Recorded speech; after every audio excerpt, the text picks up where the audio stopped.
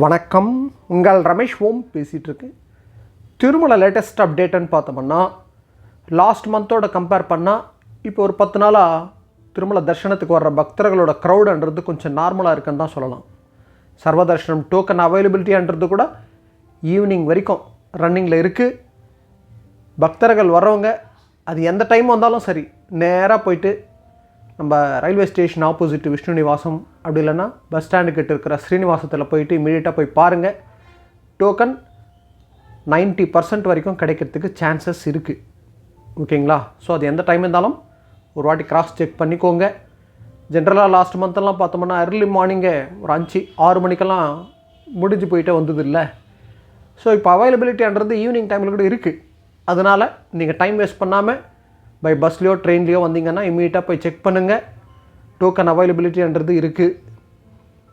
சர்வதர்ஷனம் டோக்கனுக்கு சம்மந்தப்பட்ட ஸ்டேட்டஸ்ன்றது நான் டெய்லி நம்ம டெலகிராம் குரூப்பில், வாட்ஸ்அப் சேனலில் நான் ஷேர் பண்ணிவிட்டு வந்துட்டுருக்கேன். அது கண்டிப்பாக யூஸ்ஃபுல்லாக இருக்கும்.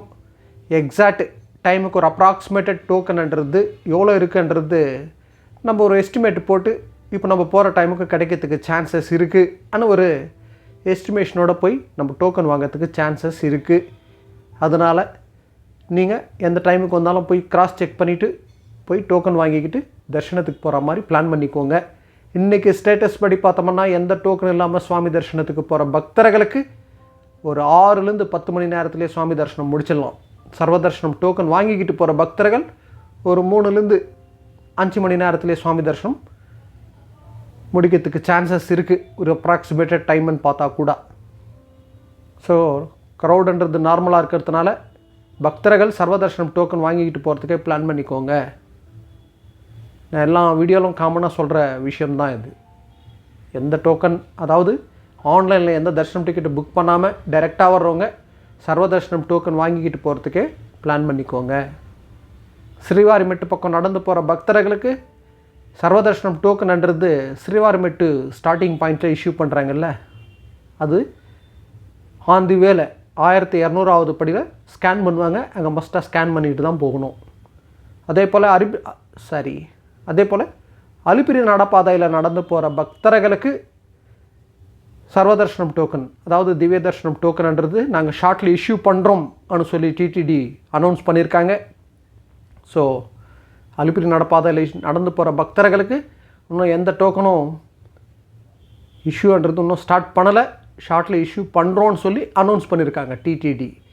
ஸோ நீங்கள் திருப்பதியில் இஷ்யூ பண்ணுறாங்கல்ல, விஷ்ணு நிவாசம், ஸ்ரீனிவாசம், அலிப்பிரி ஏரியாவில் பூதேவி காம்ப்ளெக்ஸ், இந்த கவுண்டர்ஸில் எங்கேயாவது டோக்கன் வாங்கிக்கிட்டு அலிப்பிரி நடப்பாதையில் நீங்கள் ஜென்ரலாக நடந்து போகலாம். ஓகேங்களா? ஸோ அலிப்பிரி நடப்பாதையில் நடந்து போகிற பக்தர்களுக்கு டோக்கன்ன்றது எப்போது இஷ்யூ பண்ணுவாங்கன்றது டிடிடி அனௌன்ஸ் பண்ண அப்புறம் நான் ஷேர் பண்ணுறேன். அதே போல் இந்த மாதம் இந்த செப்டம்பர் 15ஆம் தேதிக்கு மேலே டிசம்பர் மாதத்துக்கு சம்மந்தப்பட்ட தர்ஷனம் டிக்கெட்ஸ் ஆன்லைனில் 1 by 1 ரிலீஸ் பண்ணுவாங்க. எந்தெந்த டேட்டில் எப்போ ரிலீஸ் பண்ணுவாங்கன்ற அப்டேட் டிடிடி அனௌன்ஸ் பண்ணப்புறம் நான் ஷேர் பண்ணுறேன். ஸோ தர்ஷனத்துக்கு வர்ற பக்தர்கள் மேக்ஸிமம் ஆன்லைனில் புக் பண்ணிவிட்டு வர்றதுக்கே பிளான் பண்ணிக்கோங்க. அதில் மெயின் ப்ரிஃபரன்ஸ்ன்னு பார்த்தோம்னா 300 rupees தர்ஷன் டிக்கெட் புக் பண்ணிவிட்டு வர்றதுக்கே பிளான் பண்ணிக்கோங்க. ஸோ இந்த செப்டம்பர் மாதம் டிசம்பர் மாதத்துக்கு சம்மந்தப்பட்டது ரிலீஸ் பண்ணுறதுனால அதில் புக் பண்ணிவிட்டு வரதுக்கு பிளான் பண்ணிக்கோங்க. ஸோ இதுதான் இன்றைக்கி அப்டேட். ஓகே, நெக்ஸ்ட் அப்டேட்டில் மீட் பண்ணுவோம். ஸ்ரீயகாந்தாய கல்யாண நிதையே நிதையேர்த்தினாம் ஸ்ரீ வெங்கட நிவாசாய ஸ்ரீனிவாசாய மங்களம்.